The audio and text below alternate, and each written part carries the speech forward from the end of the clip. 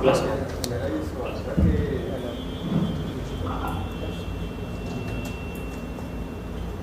कासिम भाई के ड्रीम्स के ऊपर बिलीव करते हैं कि कासिम भाई सच कह रहे हैं, जो ख्वाब उन्होंने देखे हैं वो सच्चे हैं, अल्लाह की तरफ से हैं, और उनके ख्वाबों के अंदर सारे इशारे इमाम मेहदी की तरफ होते हैं काफ़ी ड्रीम्स के अंदर, और जो हदीसों में हमें पता चलता है।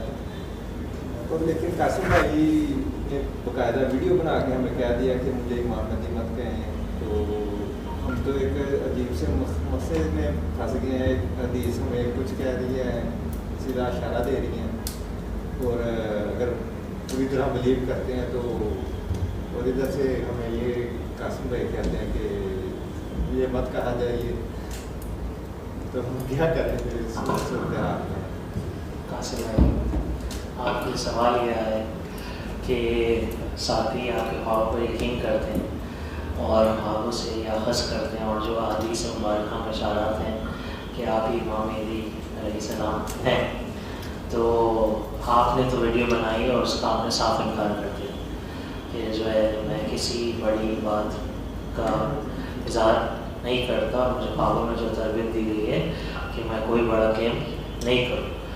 तो फिर हमारे साथी जो है कुछ परेशानी में पड़ रहे हैं कि हम करें तो क्या करें, तो इसका अगर आप जवाब देना चाहें मुनासिब समझो। ये वैसे मेरा सवाल नहीं, ये सामने बैठे हैं उनका सवाल है। अब इसमें ये है कि जब मैंने ड्रीम शेयर करना शुरू किए ना, तो मुझे अंदाज़ा नहीं था, यानी एंड ऑफ टाइम की जो हदीस है वो तो मैंने बिल्कुल भी नहीं थी पढ़ी हुई ना, शायद कोई सुनी हो। मैंने वो जो शाहिद मसूद की वीडियो देखी थी, तो वो भी इतने साल बाद पता नहीं मुझे कितना के याद रह जाता है बंदे को। तो जब मैंने ड्रीम शेयर करना शुरू किए, तो वो फिर जब जो लोग जिन्होंने सुने ड्रीम्स, तो वो कहते हैं कि यार तुमने ये ख्वाब अपनी तरह से बना लिए हैं, और तुम शो ये करना चाह रहे हो कि तुम ही इमाम मेहदी हो, और इनडायरेक्टली तुम कह रहे हो, खुद नहीं कह रहे। तो फिर मैंने यानी जब देखा कि मैंने ये एक बंदे ने बताया, फिर 2-3 मैंने कहा काफ़ी इस तरह के बंदे जो हैं वो बात कर रहे हैं, तो आखिर फिर वो कुछ ने हदीस का रेफरेंस भी दिया हुआ था इस तरह से, तो फिर मुझे पता चला थोड़ा सा। फिर इवन एक ड्रीम था, वो तो मैंने शेयर भी कर दिया हुआ था, वो मेजर साइंस के हवाले से था। तो उसका जब मुझे पता चला कि जी पहली निशानी तो ये है भरी निशानी, तो मैंने कहा ये क्या, तो वो फिर मैंने उसको प्राइवेट किया, और जो बाकी के ड्रीम्स थे जो मैंने शेयर किए हुए थे उनको भी फिर मैंने प्राइवेट किया।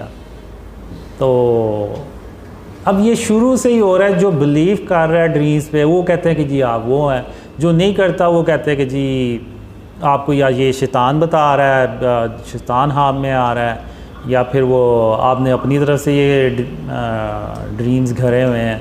तो ये मुझे हाँ में भी आया था कि अल्लाह मुझे कहता है कि ये वीडियो बनाओ और इसको अपलोड कर दो, और कहो कि लानतुल्लाह अलल काज़िबीन, यानी झूठों पे अल्लाह की लानत हो जो इस मामले में झूठ बोले। तो वो फिर मैंने वीडियो बना के तो अपलोड की। तो अब चक्कर मसला ये है कि अब आप लोग बिलीव करते हैं ड्रीम्स का, तो आप उस तरफ चले जाते हैं। तो लेकिन इतना कंफर्म है कि आप लोग कभी मेरे मुंह से कभी कोई बड़ी बात नहीं सुनेंगे, इवन बड़ी बात भी नहीं सुनेंगे, दावा तो बहुत दूर की बात। उसकी वजह ये है कि अब आप देखें कि जब मैंने ड्रीम शेयर करना शुरू किए, तो उस वक़्त अल्लाह के सिवा मेरा कोई भी नहीं था, यानी मैंने अल्लाह के भरोसे पे ये ड्रीम शेयर करना शुरू किया। मैंने अल्लाह से कहा कि ये ना हो कि लोग ये कहें कि एक झूठा बंदा आया था और वो अपने ख्वाब शेयर करके चला गया और वो पता नहीं किधर गायब हो गए। तो अब तूने ही इन ख्वाबों को ना सच्चा करके दिखाना है। तो जैसे मैंने पहले भी कहा कि मुझे जहन में यही था, कोई 2-4 बंदे ड्रीम पे बिलीव कर लेंगे, बस इससे ज़्यादा नहीं करेंगे। लेकिन फिर अब जब इतने सारे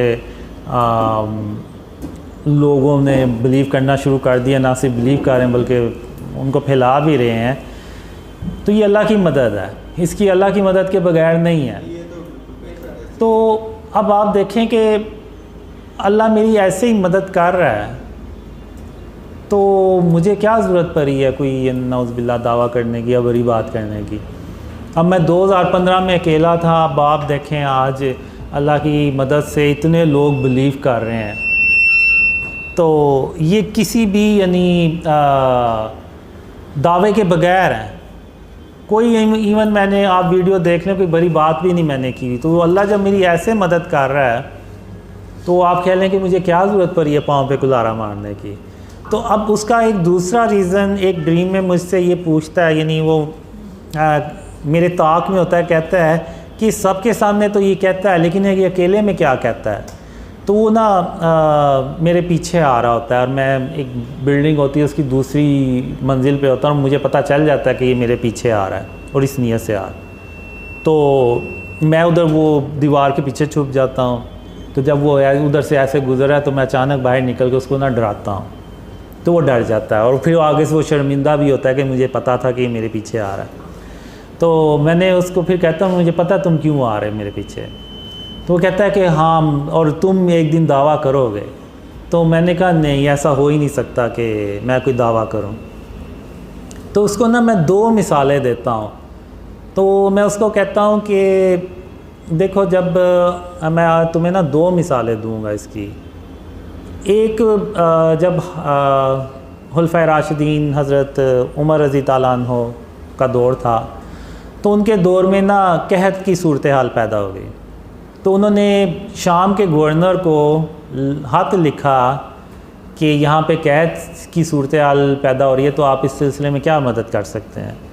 तो उन्होंने कहा कि मैं इतनी लंबी लाइन लगा दूँगा रिस्क की, यानी ऊँटों की, कि पहला ऊँट आपके पास होगा, आए पहुँचेगा तो आखिरी ऊँट मेरी तरफ से चल रहा होगा, इतनी लंबी लाइन लगा दूँगा। तो हज़रत उमर रज़ी ताला अन्हो खुश हो गए। तो अगले दिन एक आदमी आता है और वो कहता है कि मुझे रात को ख्वाब आई है और ख्वाब में खातमुन नबीयीन मोहम्मद सल्लल्लाहु अलैहि वसल्लम की ज़ियारत हुई है। तो उन्होंने मुझे कहा है कि उमर से जाके कह दो कि वो अब वैसा नहीं रहा जैसा वो पहले था। तो हज़रत उमर रज़ी ताला अन्हु सुन के तो हैरान और परेशान हो जाते हैं कि आखिर ऐसी क्या वजह बनी कि वो आखिर ऐसी क्या वजह बनी कि वो, तो आखिर ऐसी क्या वजह बनी कि खातमुन नबीयीन मोहम्मद सल्लल्लाहु अलैहि वसल्लम किसी और के हाथ में गए हैं। तो फिर उन्होंने गौर किया और कहा कि हाँ, अब मैंने अल्लाह पे तवक्कल करने की बजाय शाम के गवर्नर पे की। तो फिर उन्होंने कहा हम ना नमाज़ पढ़ते हैं, यानी बारिश की जो नमाज़ होती है वो। तो अभी वो पढ़ने के लिए मैदान में जा रहे हैं, पढ़ी है, और उसके बाद जो है ना वो बारिश शुरू हो गई। तो क्यों उन्होंने अल्लाह पे तवक्कल किया। जब उनका अल्लाह पे तवक्कल हटा तो वो साथ ही वो ड्रीम आ गया उनका। तो इसी तरह एक वही मैंने पहले भी मिसाल दी थी कि सूरह सबा में अल्लाह ने एक कौम का जिक्र किया जिसको वो 2 बाग दिए थे, कोई बुराई नहीं थी उनमें, हर तरह के, यानी वो नेकुकार लोग थे। तो उन्होंने बस ये कहना शुरू कर दिया कि ये फल जो है ना ये हमारी मेहनत की वजह से आ रहा है, ना कि किसी और वजह से। तो अल्लाह ने उन फलों को मुर्दा कर दिया। तो अल्लाह ने कहा कि अब भी तो तुम उतनी ही मेहनत कर रहे हो जितनी पहले कर रहे थे, तो अब तुम इसको, इन फलों को खा क्यों नहीं सकते या बेच क्यों नहीं सकते। तो क्योंकि उन्होंने अल्लाह से तवक्कल हटा के तो अपने मेहनत पे तवक्कल कर लिया। तो मैं उसको ये 2 मिसालें देता हूँ। तो मैं कहता हूँ, तो फिर मैं कहता हूँ कि अब अगर मैं कोई नौज़बिल्ला दावा कर दूँ तो वो फिर मेरा भी जो तवक्कल है वह ना वो अल्लाह से हट के उस पे चला जाएगा कि चूँकि मैं वो हूँ तो इसलिए अल्लाह मेरी मदद कर रहा है, चूँकि मैं वो हूँ तो मैंने तो कामयाब होना ही था, क्योंकि मैं वो हूँ तो लोगों ने तो बिलीव करना ही था। तो ये मेरा अल्लाह से तवक्कल हट के ना तो इस चीज़ पे आ जाएगा जो कि आप कह लें कि वो शिर्क के ज़िम्रे में आता है और जो अल्लाह को भी सख्त नापसंद है।